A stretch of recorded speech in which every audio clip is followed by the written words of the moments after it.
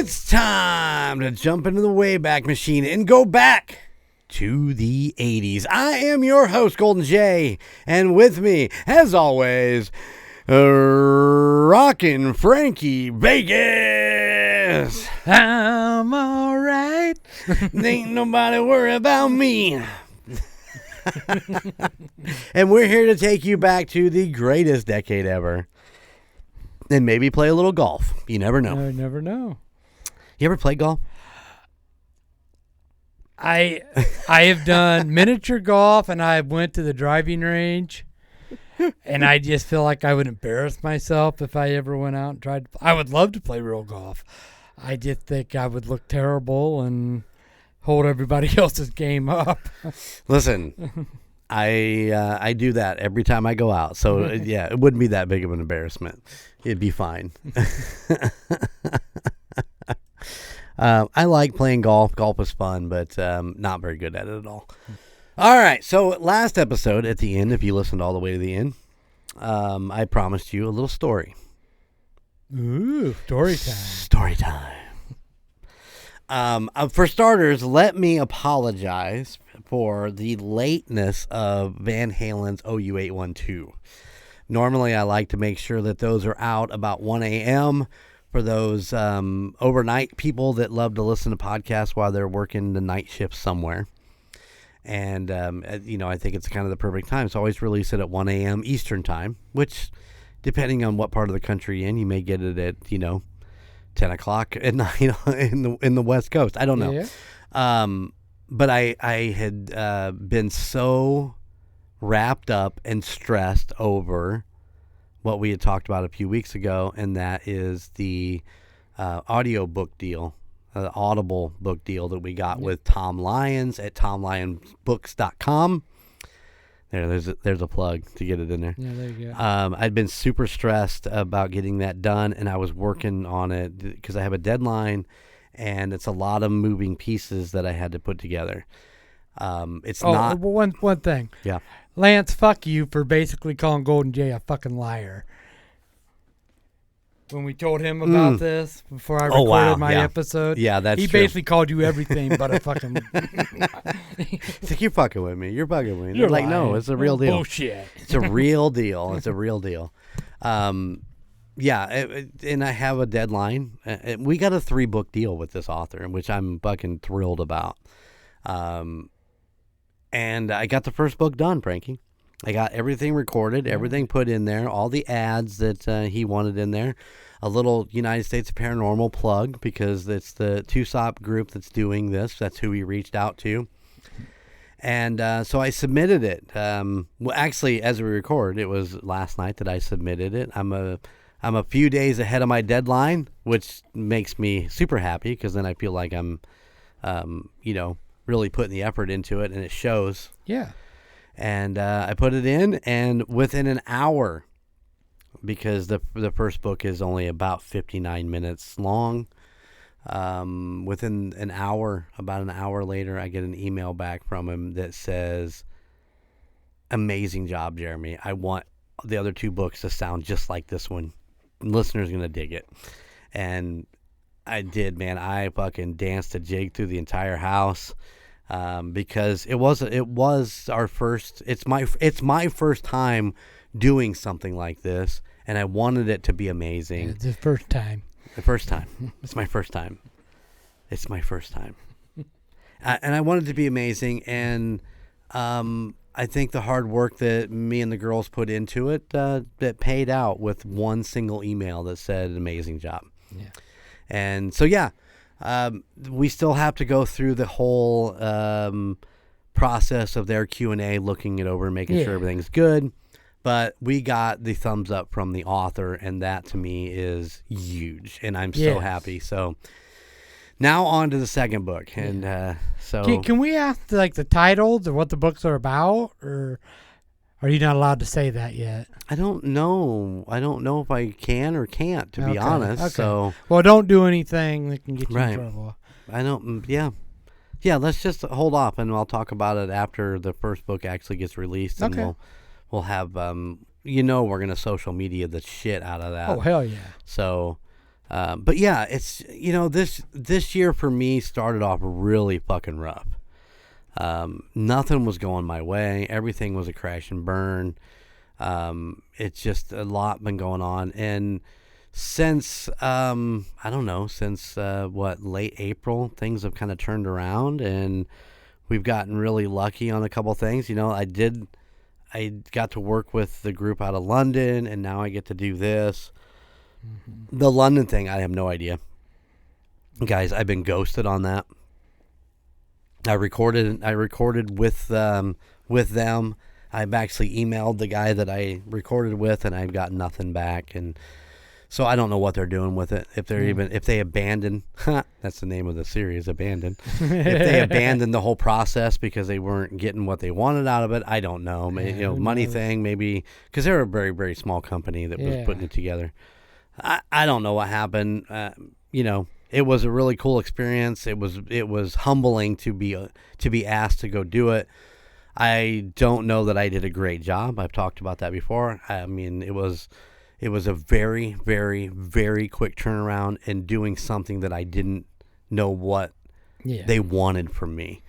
And but you got the experience. I did get the experience. Yeah, so that's a big thing. If something comes up again, I have a better idea of what needs to be done and be a little. Hopefully next time I can be a little more prepared if the opportunity arises. Yeah. But this book thing was another email that was sent out, and it's been something that I've been talking about doing for a long time. Years ago, I did I took a voiceover class and learned a little bit what to emphasize and how to kind of do all this. And it was eye-opening, honestly, to realize that you can't just read. You've got to really put emphasis on certain words and the way you phrase them and the way you bring it out and bring it back and so on and so forth. So I did that. It's like being an actor. I mean, sometimes you got to play a character. It's a voice actor is what they call it. It's a voice actor. Now, the narration of a book is a little bit different, but you still have to put something into it.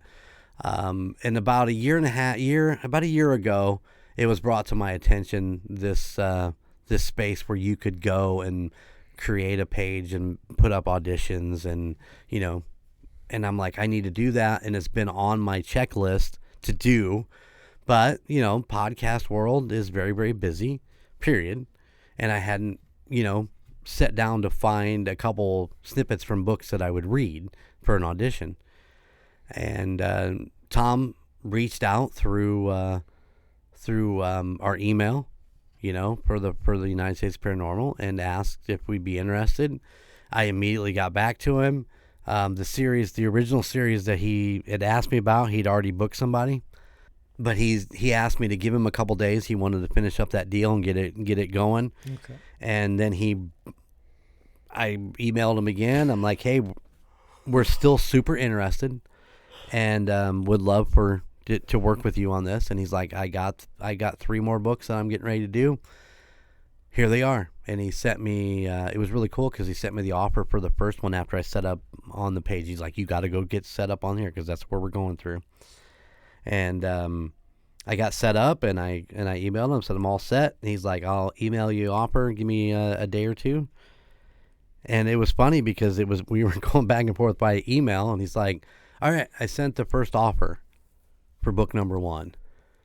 And I'm like, okay. And I got on there and I started looking at it. And of course, I'm apprehensive, because I'm like, this is a big deal. This is a big deal. And I was actually looking at it on one screen, and I had Chico on the other screen because we were just getting ready to do Chiefs Roundtable podcast, which is something else that has blown up in the last few weeks, getting bigger, and we've got great things going on there too.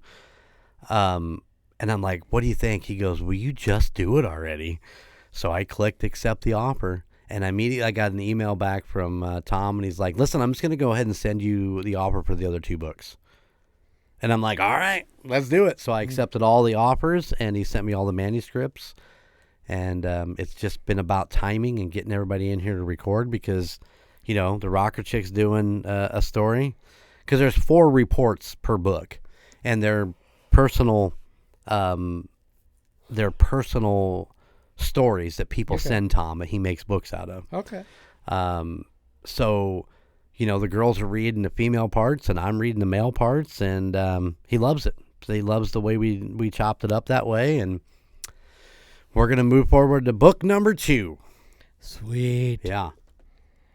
No, I'm excited for you guys. I mean, great opportunity. Hopefully, I'm hoping that this will lead to something that I could actually move on to the future and do a lot of. And what I mean that is like leave my current job. Yeah. And just do this. Because it's a lot, we've talked about royalties before. Yeah. With music. If your song gets out there and it gets played and it gets picked up by commercials or gets played in a movie or something like that, you make royalties. You make money. We are going to make money with each selling book. Yeah. And we got what I think is a really good deal with Tom. He offered us a really good deal. And if he sells a great amount of books, then we could make some money. Yeah. It's not going to be life-changing money with these particular ones, but if I can get more of these, and the beauty of it is that this doesn't stop. As long as people are buying this book, you know what I'm saying? It could be in 5 years, if somebody buys this fucking book, then I'll get my percentage of that, and it's just an ongoing. It's a lot like royalties in music. If somebody streams it or somebody plays it on the radio, you get royalties for that, and it's really a great deal for me.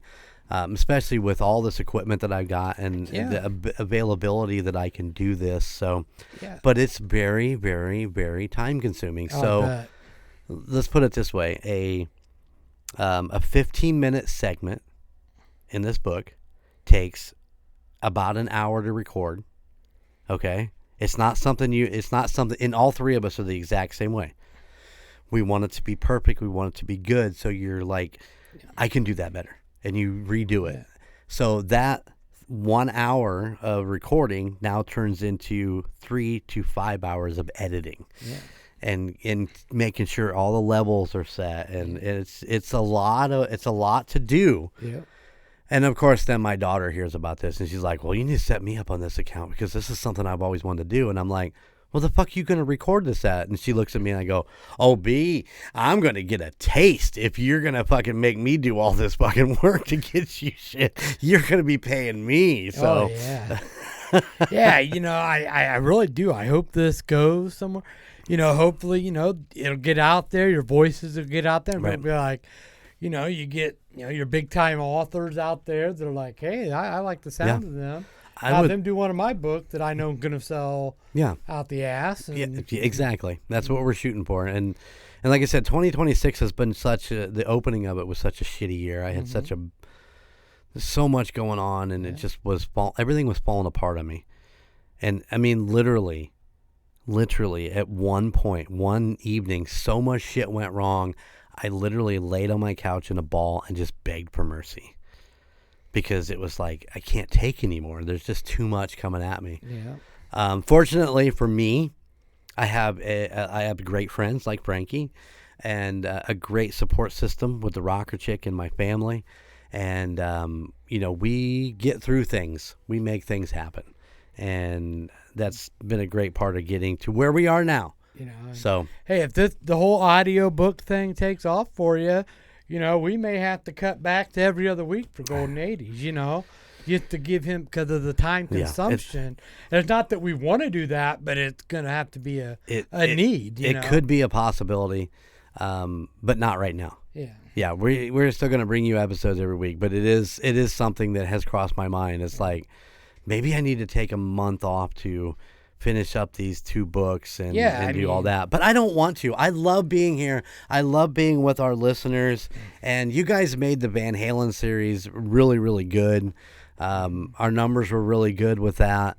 And we appreciate you guys so much for sticking with us and doing not sorry about the ads at the beginning, but that's that's part of it too. Yeah, that's part of it too. And that's another thing that has happened.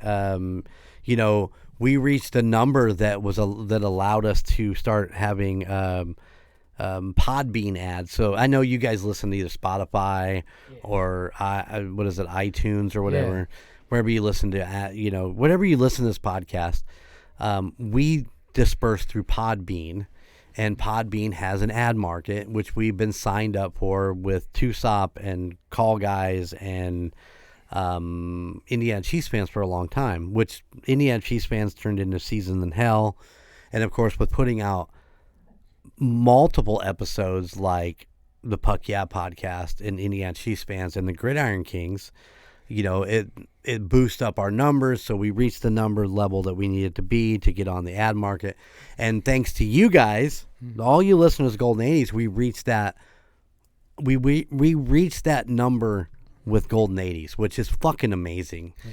And when we do that, we're able to get ad revenue, and that it doesn't pay lots and lots of money. Let me tell you. Yeah, it's very minor in what we're making, but we're making.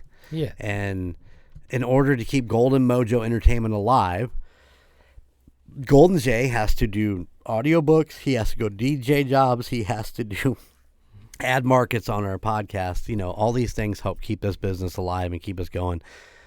And I can't emphasize this enough.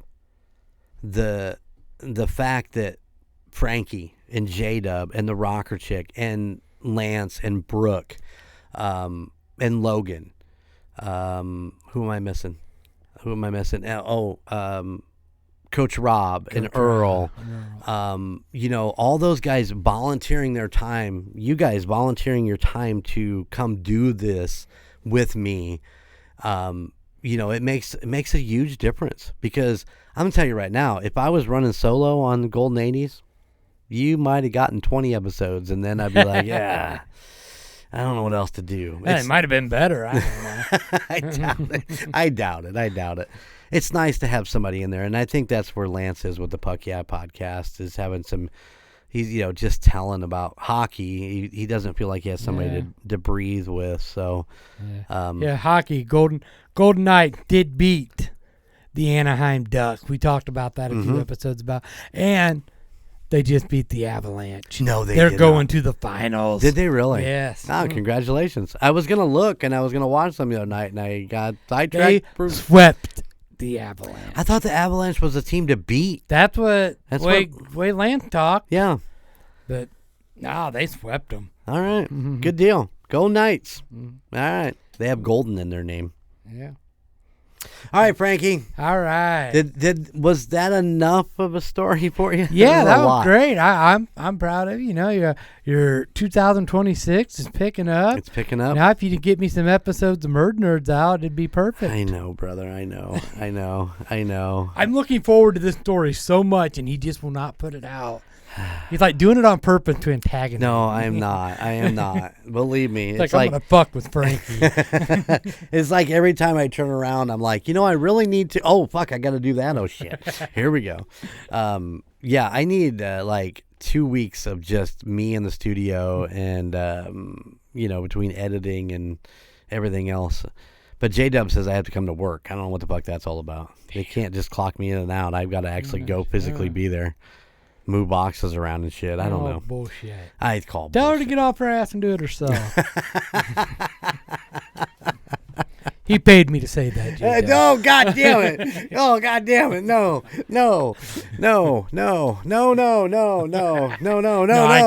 kid. I know you do. She knows you do.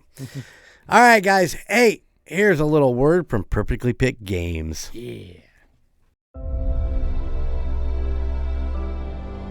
Love scoring great finds? Perfectly Picked Games brings the heat every week. Board games on Tuesdays, toys on Friday, 8:30 p.m. Eastern on Whatnot. Is it your first purchase? Use Golden Mojo for 10% off. That was Perfectly Picked Games. Go see Jake on the Whatnot app. Hey, don't forget to check out Brochizo Games on fucking Twitch, too. Oh, yeah. I saw last night he posted that he was going live and twitching last night, so I missed it. It fucking come in 14 hours later, but thank you, fucking Facebook. You fucking... no shit.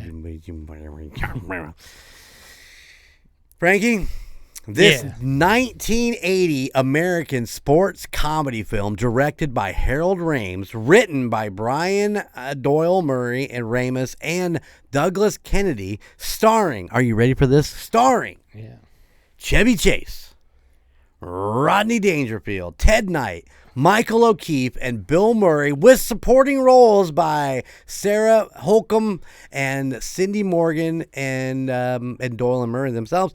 Tell the story of a caddy vying for a caddy scholarship. Which is funny because really the movie doesn't even really involve around that as much as it was supposed to. Yeah, it should have, though. Who became involved in a feud with the links between one of the club's founders and a rich A nouveau riche. Nouveau riche. Yeah. That does not sound like something I would say. It means newly rich. Oh. With a subplot of a groundskeeper who has who uses extreme methods against a fucking gopher. Ladies and gentlemen, you wanted it. You didn't actually. I did. We are doing Caddyshack today. Welcome to the Bushwood Country Club. The membership's exclusive. You think I'd join this crummy snobatorium? The help is outrageous. What? The madness is contagious. Bad language, fooling around on the course, poor caddying. What, this whole place? Caddyshack, starring Chevy Chase as Ty Webb, Who is that disgusting man over there? a sportsman who really knows how to score. So, what brings you to this nape of the woods, neck of the wave? How come you're here? Rodney Dangerfield as Al Servant, a big shot My dinghy's bigger than your whole boat! with an even bigger mouth. Hey, somebody step on a duck? Ted Knight as Judge Smales, a man of dignity and a sense of fair play. I've sentenced boys younger than you to the gas chamber. Michael O'Keefe as Danny Noonan, a caddy who wants an education and gets one. You take drugs, Danny? Every day. Good. Cindy Morgan as Lacey Underall. She's got a bad reputation, and she's working hard to keep it. You want to tie me up with some of your ties? And Bill Murray as Carl Spackler. Just a harmless squirrel, not a plastic explosive or anything, nothing to be worried about. He's not crazy about gophers, but he is crazy.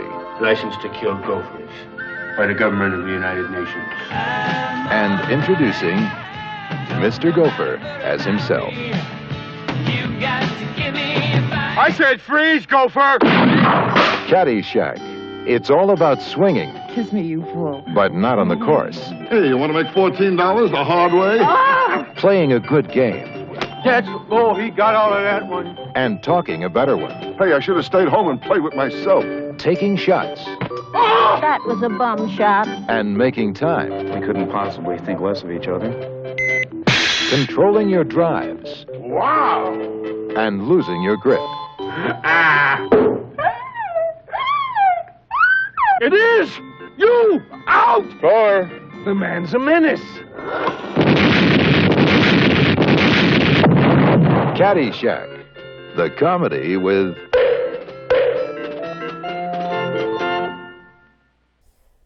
Yeah.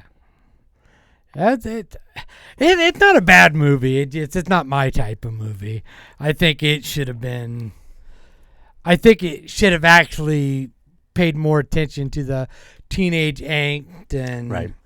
the whole story of the scholarship. But it really, and with this cast, you kind of had to focus on, Chevy Chase and Ted Knight and all those guys. What got me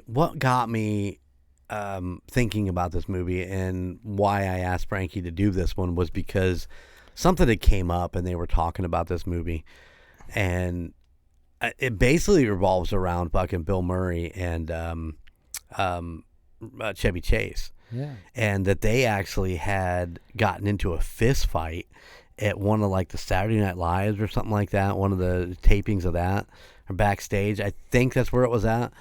And they didn't like each other at all.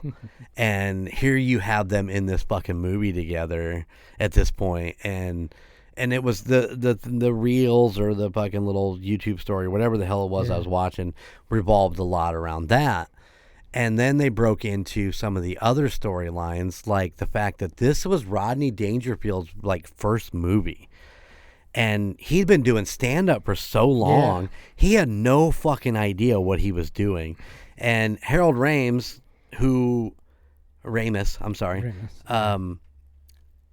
you know, this was like one of his first. Was this his first director? I believe this was his first directing credit. Okay.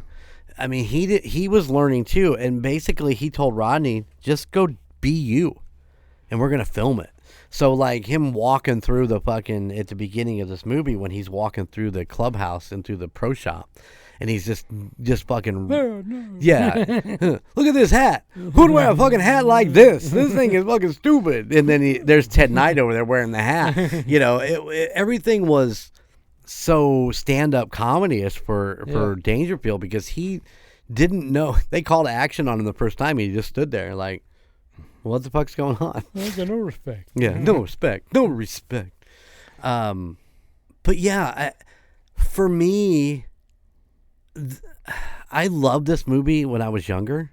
Mm-hmm. When I was a young lad in me knickers and me fucking, I loved this movie, but I don't know that it stood up for me as an adult. It was like all over the place.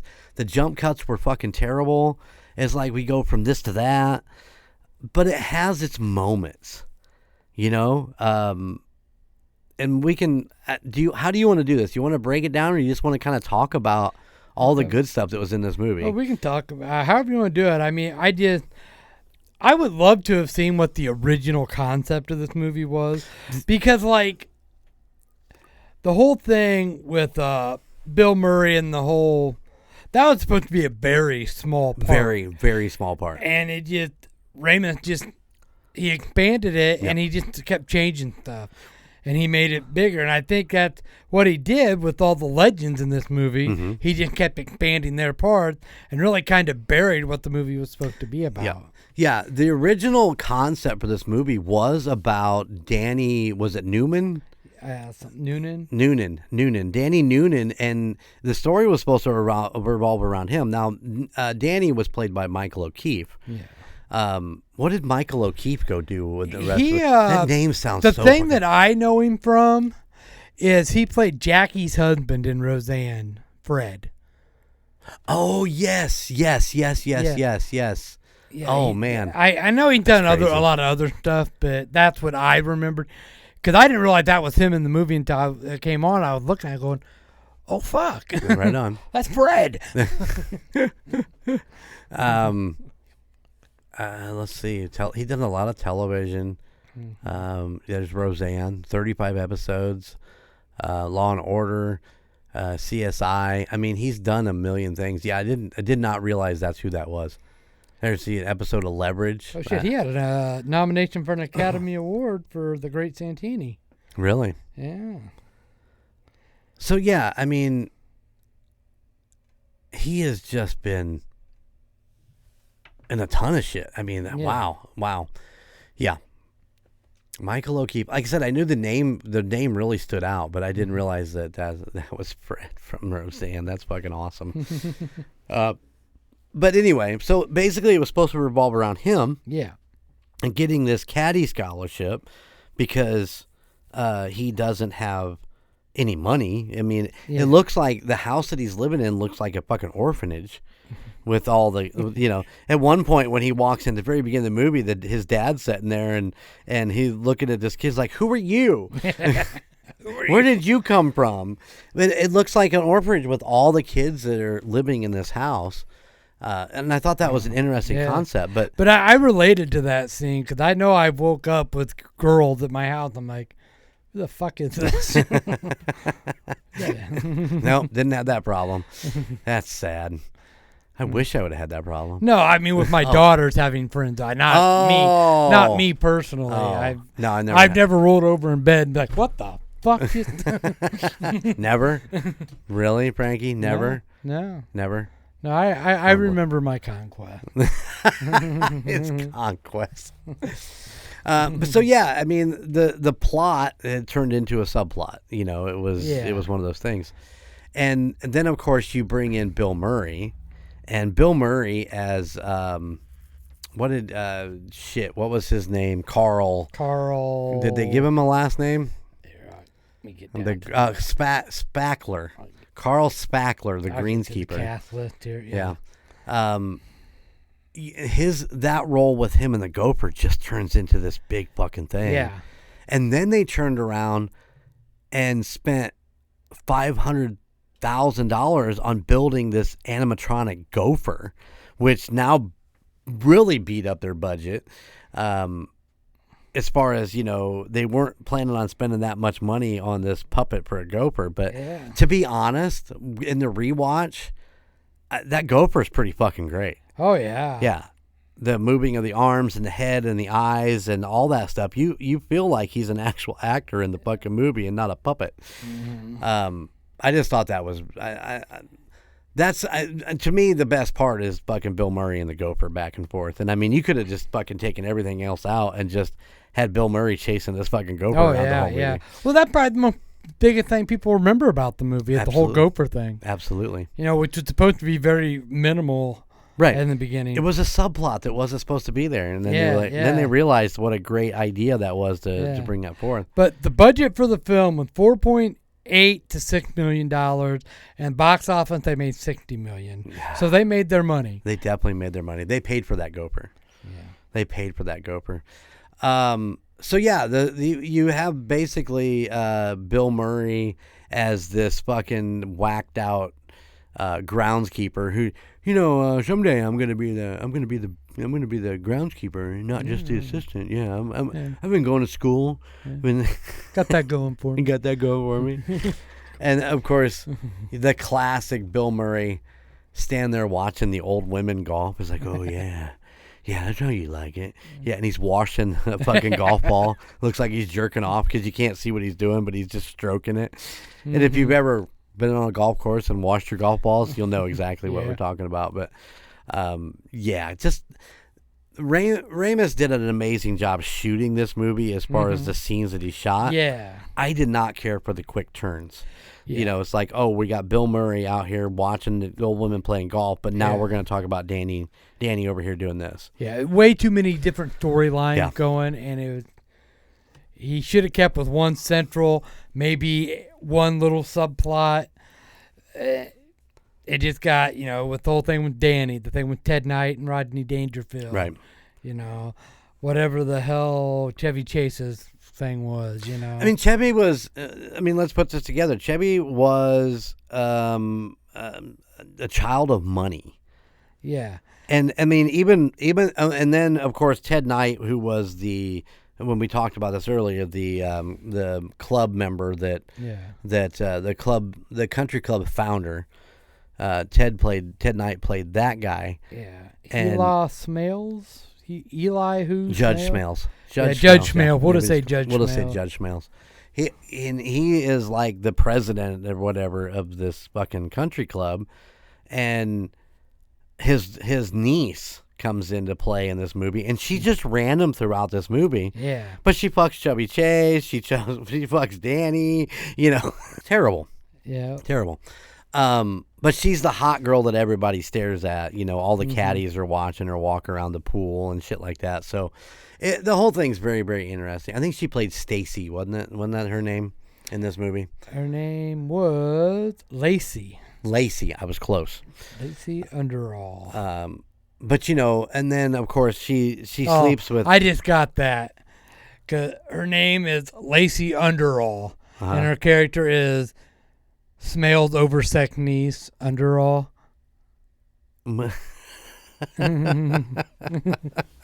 Okay. Do you get it? No, I don't get it. You don't get Underall? Underall. Her name's Lacey Underall. She's Oversec, so she's under all the guys. Oh. Jesus. Oh my. Wow. Goodness. Man, wow. Did I walk you through it? Wow. Yeah. Thank you. You did. Here, hold my hand, Frankie. That's why I have you here, to hold my hand. Yeah, but I was just reading her name. I'm like, Oh, I get it. Underall. Okay. All right.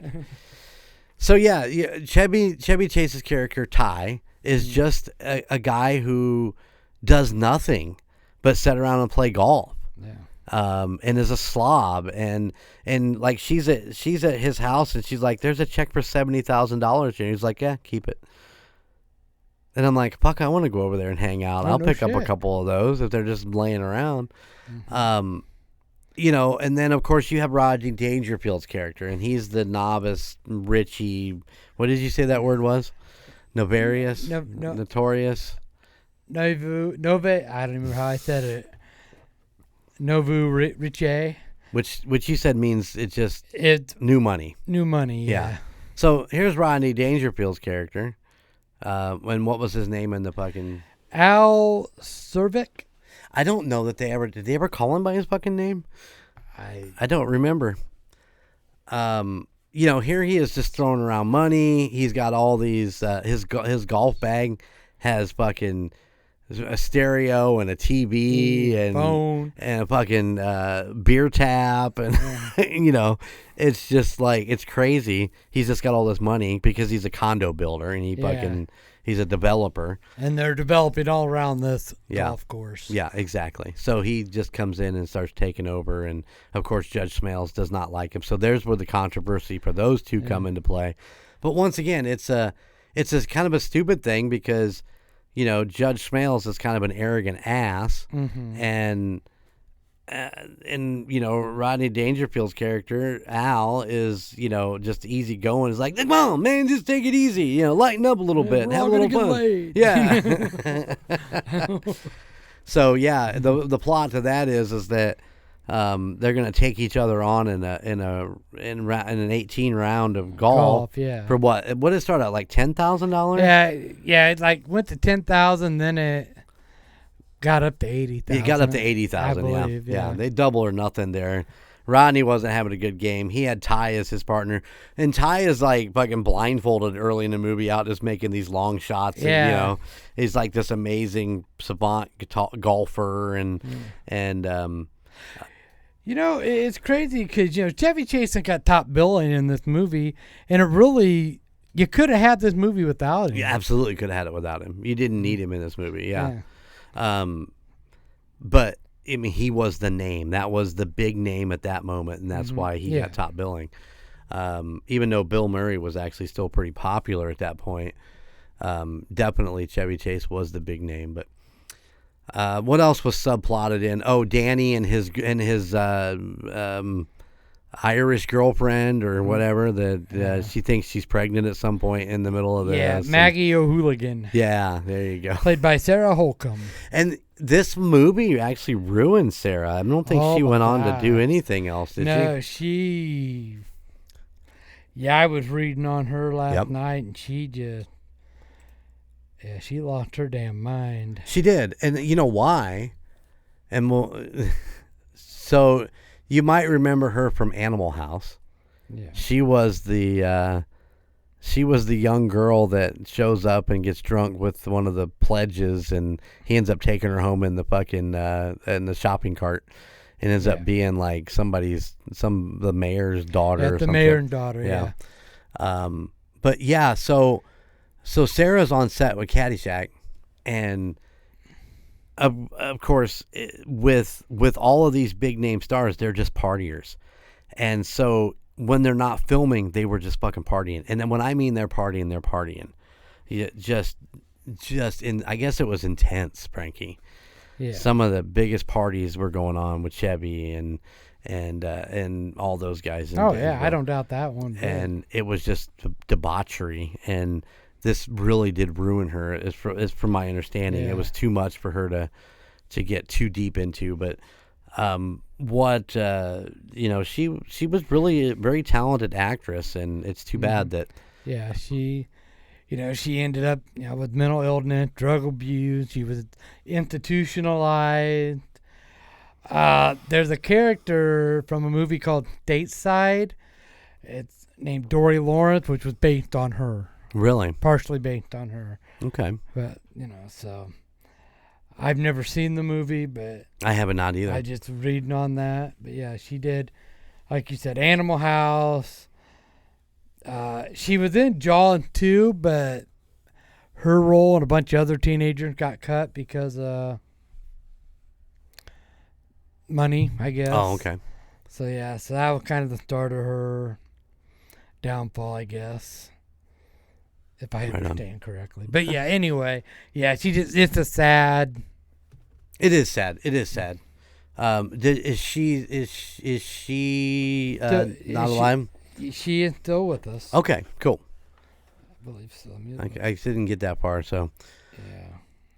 Yeah. So yeah, you have that subplot with Danny and her. Their boyfriend, girlfriend. You just kind of get little oddball pieces of that flown in there. Of course, Danny ends up sleeping with Lacey, and of course that's Judge Smales' niece, and he walks in on him, and of course Danny's vying for the scholarship, and the judge is like the guy that can give the caddy scholarship, and so there is a piece in there where they get together, and Judge is like, I'll just forget about what happened. You just stay loyal to me and everything. So basically help him cheat. Yeah, and that's exactly what they did when they get into this round where they've got the $80,000 on the line with Dangerfield's character and Ty, and then the judge has the doctor with him, the judge and the doctor are really good golfers because that's all they fucking do with their time. Yeah. And there's a subplot there, little small subplot with the doctor. It's like he's constantly on his beeper, and he's like, "Oh, I'm supposed to go to the I need to go to the hospital, but I'm just about to start 9, so I better I'll tell him I'll be there in a little bit." It's just stupid shit like that, and that shit happens. And Frankie had it today when he had to take the wife to a doctor's appointment. It's like, why did it run long? Because your doctor was out playing fucking golf. I'm kidding. I don't think your doctor was out playing golf. So yeah, you have all these little subplots, and then you get Bill Murray and the mums? You want to say the mums? They get these line of fucking flowers, and he's there with that fucking I don't even know what you call it. It chops down weeds. A sickle-like looking thing. Yeah, I don't know what it's called. And of course, Bill Murray in his fucking whacked out character, Carl's whacked out character is up there, and he's like, "Here we are." Carl comes up. He's a former groundskeeper, now turned professional golfer, and he's whacking down these fucking mums like he's playing Augusta. Yeah, pretending he's in the Masters and winning. He wins. He's in about 350 yards out. I think we'll go with a 5-iron. I mean, that's once again, if it wasn't for the fucking gopher, that's probably one of the most iconic fucking pieces of Caddyshack right there. Of course, then you get Chevy and Bill Murray when Chevy's out playing after he gets lured into this bet because he doesn't really like Judge Smales, and Smales basically kind of talks down to him and well, you got to go back to the not Chevy Chase, but Bill Murray, the scene with the mums and stuff, because he ends up somehow with that little old guy. He ends up caddying for him out in the middle of this storm. Right. And it ends with this old man having the best game of his life, and then he gets struck by lightning. Yeah, that was the preacher. That was the preacher. Yeah, and he's having the best game of his life, and it's all about wind and is moving the ball around like he puts beyond the hole. The wind pushes it back into the hole. The frog knocks someone in or jumps out of the hole or whatever. And then he makes some comment at the very end when he misses. He makes it, and fucking God strikes his ass down with fucking with lightning. And Murray just sets his bag down and scuttles away and runs off. What else are you gonna do? They kept telling him not to go out, but he's like, "I'm having the best game of my life." But anyway, so many subplots to this fucking movie. Oh yeah. It does boil down to Rodney Dangerfield having a horrible day. Judge Smales talking Danny into being his caddy so that he can cheat, and Danny just getting perturbed with the whole idea. Yeah. So they're out on the golf course, and I think Rodney Dangerfield actually hits a ball and hits a tree and comes back and hits him in the arm. And he's like, "Oh, I broke my arm. It's just a draw. We got to call it, because he's having a shitty fucking game." And they talk him into letting him have a sub. And, of course, Ty and Dangerfield pick Danny to take over the spot. And, of course, Judge Smales is not all about. He's like, "You want that scholarship, don't you?" And he's like, "Apparently I don't." Because he knows he's fucking cheating, and he knows he's kind of a piece of shit, and he abuses his power as the head guy. So Danny takes it on, and can you explain this to me? We get down to the last hole. We're at the last hole, and it's all tied up. Now they're playing best ball. Yeah, they're playing best ball. So Ty gets a shot, Danny gets a shot, Smales gets a shot, and the doctor gets a shot. Right? Yeah. So Doctor misses, but Smales makes his. And then Ty, Chevy Chase, misses, and it leaves it up to Danny. And it's like, well, if you miss this, then we lose. But I thought it was all tied up. Yeah, I don't know how that freaking works. The ending of it is just so bizarre. Well, my question is how much, and we'll get there, how much time got to go by before that ball drops in to where it's actually done? Yeah. I mean, he didn't make it. He didn't make it. He lipped it. Yeah. He put it on the lip, but nobody touched the ball. Yeah.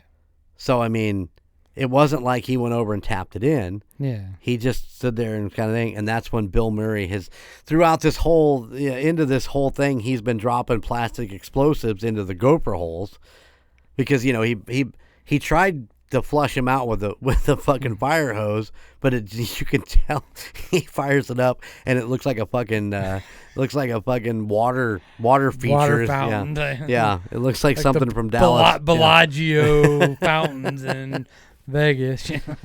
So he's dumping plastic explosives all over the place at this fucking golf course. And so Danny takes his putt. He rims it. He puts it on the lip, and then fucking Carl sets off the explosives.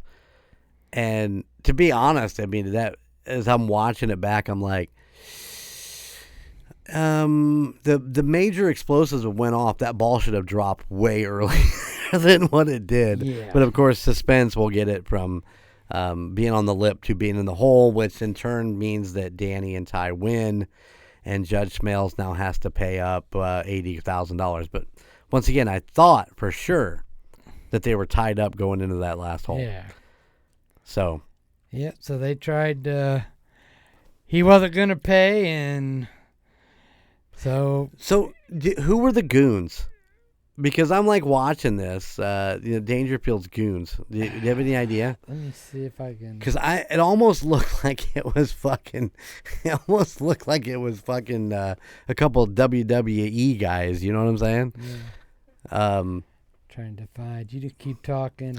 I'll just keep talking. So, it kind of ends up that Danny becomes the hero. Everybody loves Danny, and he's back with his girlfriend, even though he banged the hot chick, but never told her, which is probably what I would have done too. I can't fess up to that at all.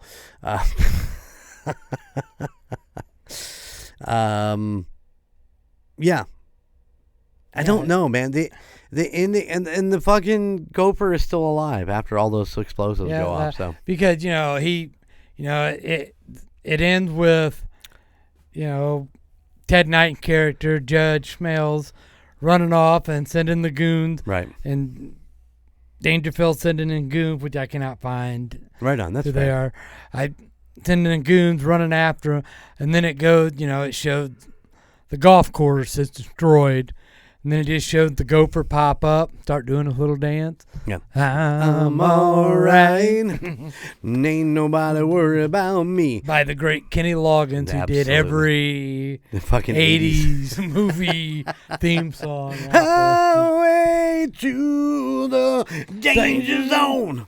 Yeah. Meet me halfway across the sky. Yeah, Loggins was everywhere. So did you know that when they actually they actually Bushwood, which was the golf course that they filmed on, wouldn't allow them to blow up the golf course. So they actually built a section out there off to the side that they blew up, which is actually right on the golf course. I don't even know. Does it tell us what the actual golf course name was? I'm sure it's somewhere out there in California, I believe. But I'm looking for any sort of location thing there. But anyway, so they wouldn't allow them to blow up the actual golf course and rebuild it. So they built a section they could blow up. But they didn't tell anybody they were doing it.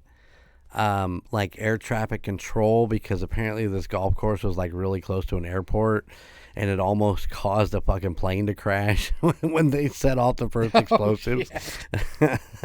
Oops. Just saying. Oops. Yeah, there you go. Does it stand up, Frankie? Did it stand up for you watching it again? Nostalgia wise, I think yes. Yeah, that it did. I mean, because I, you know, the whole gopher scenes with Bill Murray, that brought back memories.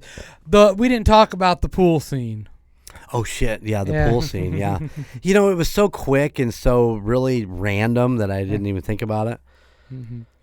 But I mean, it was stupid as far as how it happened. Yeah, it's like this woman opens up a Baby Ruth. She offers it to the little girl sitting next to her. Mm-hmm. Now, you don't know if this is like a mother-daughter and that's her son on the other side, or if it's just a group of that kind of age. You don't really know if that's the mom or just somebody closer to their I age. got confused because that was when the pool was open to the caddies because it was caddy day, and it was for like 15 minutes, I think. But it also had members there, so I got all confused with who was who. Yeah, exactly. So she asked the little girl if she wants to bite of the Baby Ruth, and the boy's like, I want some. And he's like, no, no, no. And she's like, no, no, no. And he keeps doing it, and then the little girl grabs it and throws it in the pool. And it's just a fucking candy bar. Now, we all know that a Baby Ruth probably will not float. Probably not. Probably will not. But this one did. And, of course, now everybody thinks it's Dookie. And I mean, even the judge's, is it his son or is it his nephew that, I can't even think of his fucking name. I was hoping it'd be right here in front of me, but I don't see it. Smalley, or was it Smalley? Let me see. That's Danny's father. I'm just kind of looking through my thing here. Spalding. Yes. It's his grandson. Yeah. His grandson's in the pool with a fucking snorkel on and goes right up to this Dookie, quote unquote Dookie, and he yells, Dookie! Dookie! And it's not a fucking candy bar. So they drain it. Smells is now like, you're going to drain it, bleach it. You're going to, and I'm thinking to myself, disinfect. And wow, that is a lot to go through. I mean, the chlorine's going to kill that fucking shit. It's not that gross. It wasn't like it was all particled out and fucking all across the top. It was one fucking turd looking thing. And you okay over there? I'm just thinking about where this scene's going. Yeah. So they drain this entire pool in the middle of summer, and you know it's going to take forever to fill and get rechlorinated and get pH balanced. And this is my thought process while I'm watching him. I'm watching Bill Murray's character in a fucking hazmat suit at the bottom of the pool. And once again, the pool's empty, and he's squeegeeing the bottom, and he squeegees the quote-unquote turd over to him. And I'm like, we didn't get this turd early on. I mean, the fucking stupid thing was floating across the top. We just didn't grab a fucking thing. Take a net. Yeah, get it out. And then you can disinfect the pool. Even though, like I said, chlorine's going to fucking kill any of that bacteria that's on there. But they drain it. Hazmat suit. He pulls the Dookie over. He looks at it. He picks it up. He takes his fucking mask off because he's in a fucking. He's got respirators on and the whole, and he pulls all this off, and Smells and his wife are like, and she's like freaking out, and he picks it up, he smells it, and goes, oh, it's okay, and then fucking has a bite, and Smells his wife just just loses it and passes out. Yeah. That's a great scene. It is a great scene. It is a great scene. I mean, a little overdone because it was hot. It was a chocolate candy bar. It would have melted. Mm-hmm. But, you know, I'm not going to shit on it. But literally. Literally. Yeah. But, yeah. So we talked about the main characters. Chevy Chase played Ty Webb. Rodney Dangerfield played Al Chesbick. Yes. Ted Knight was Judge Smails. Michael O'Keefe, Danny Noonan. Bill Murray, Carl Spackler. Sarah Hokum played Maggie O'Houlihan. It was Cindy Morgan that played Lacey Underall. Yeah. Frankie's going to stick with that. Scott, what is that? Columbi. And Tony D'Annunzio. And listen, he had bit parts in this movie. He was the good-looking caddy, you know, that just was constantly had a cigarette in his mouth. Constantly had a cigarette in his mouth, sunglasses on. Yeah. He tried getting at Lacey a little bit. Now that wasn't a subplot where he nailed her, but it's a possibility. Dr. Beeper. Yeah. That was his actual fucking name in this movie. Played by Dan Resin. There you go. Henry Wilcoxon played Fred Pickering. Wow, that's a name. That was the bishop that died. I don't know whether he died or not, but it didn't say. No. Elaine Aiken. Is that the girl? Is she related to Paul Aiken or the guy from who played Aiken was in the fucking Halloween 4 or 3 or whatever it was? Maybe, I don't know. I'm not sure. Danny's mom. Albert Salmi played Roy, Danny's dad. Anne Ryerson played Grace. She was a caddy. Brian Doyle Murray played Lou. See, now there's a name that really sticks out was the Caddyshack manager. Yeah, Brian Doyle Murray. Brian Murray, known as Brian Doyle Murray. And I just want to throw this out because he is a very familiar face. Yeah. Do you know who he is? I know. I mean, I know stuff he's been in, yes. Do you know he's the brother to Bill Murray? No, you didn't know that. I knew. I didn't know that was his brother. I knew Bill Murray had a brother, but I didn't make the connection. No, I didn't either. Kind of like you don't understand Underall. Yeah, thanks. Appreciate that. Way to bring that back up.